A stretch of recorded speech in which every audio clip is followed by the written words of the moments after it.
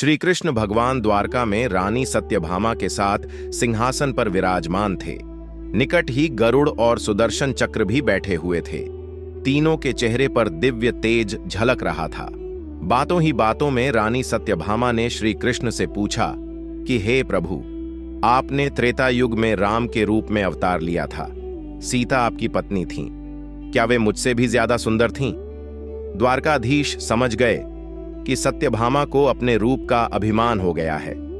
तभी गरुड़ ने कहा कि भगवान, क्या दुनिया में मुझसे भी ज्यादा तेज गति से कोई उड़ सकता है? इधर सुदर्शन चक्र से भी रहा नहीं गया और वे भी कह उठे कि भगवान, मैंने बड़े बड़े युद्धों में आपको विजय श्री दिलवाई है। क्या संसार में मुझसे भी शक्तिशाली कोई है? भगवान मन ही मन मुस्कुरा रहे थे। वे जान रहे थे कि उनके इन तीनों भक्तों को अहंकार हो गया है और इनका अहंकार नष्ट करने का समय आ गया है। ऐसा सोचकर उन्होंने गरुड़ से कहा कि हे गरुड़, तुम हनुमान के पास जाओ और कहना कि भगवान राम माता सीता के साथ उनकी प्रतीक्षा कर रहे हैं। गरुड़ भगवान की आज्ञा लेकर हनुमान को लाने चले गए। इधर श्री कृष्ण ने सत्यभामा से कहा कि देवी, आप सीता के रूप में तैयार हो जाएं, और स्वयं द्वारकाधीश ने राम का रूप धारण कर लिया। मधुसूदन ने सुदर्शन चक्र को आज्ञा देते हुए कहा कि तुम महल के प्रवेश द्वार पर पहरा दो और ध्यान रहे कि मेरी आज्ञा के बिना महल में कोई प्रवेश न करे। भगवान की आज्ञा पाकर चक्र महल के प्रवेश द्वार पर तैनात हो गए। गरुड़ ने हनुमान के पास पहुंचकर कहा कि हे वानर श्रेष्ठ, भगवान राम माता सीता के साथ द्वारका में आपसे मिलने के लिए प्रतीक्षा कर रहे हैं। आप मेरे साथ चलें, मैं आपको अपनी पीठ पर बैठाकर शीघ्र ही वहां ले जाऊंगा। हनुमान ने विनयपूर्वक गरुड़ से कहा, आप चलिए, मैं आता हूं। गरुड़ ने सोचा, पता नहीं यह बूढ़ा वानर कब पहुंचेगा। खैर, मैं भगवान के पास चलता हूं। यह सोचकर गरुड़ शीघ्रता से द्वारका की ओर उड़े।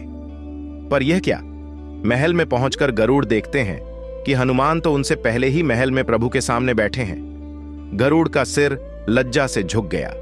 तभी श्री राम ने हनुमान से कहा कि पवन पुत्र, तुम बिना आज्ञा के महल में कैसे प्रवेश कर गए? क्या तुम्हें किसी ने प्रवेश द्वार पर रोका नहीं? हनुमान ने हाथ जोड़ते हुए सिर झुकाकर अपने मुंह से सुदर्शन चक्र को निकालकर प्रभु के सामने रख दिया। हनुमान ने कहा कि प्रभु, आपसे मिलने से मुझे इस चक्र ने रोका था, इसलिए इसे मुंह में रख मैं आपसे मिलने आ गया। मुझे क्षमा करें। भगवान मन ही मन मुस्कुराने लगे। हनुमान ने हाथ जोड़ते हुए श्री राम से प्रश्न किया, हे प्रभु, आज आपने माता सीता के स्थान पर किस दासी को इतना सम्मान दे दिया कि वह आपके साथ सिंहासन पर विराजमान है? अब रानी सत्यभामा का अहंकार भंग होने की बारी थी। उन्हें सुंदरता का अहंकार था जो पल भर में चूर हो गया था। रानी सत्यभामा, सुदर्शन चक्र व गरुड़ जी तीनों का गर्व चूर चूर हो गया था। वे भगवान की लीला समझ रहे थे।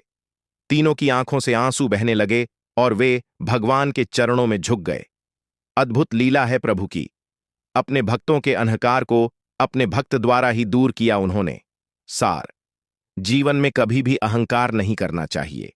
जरूरी नहीं है कि आज जो आपके पास है वह कल भी होगा।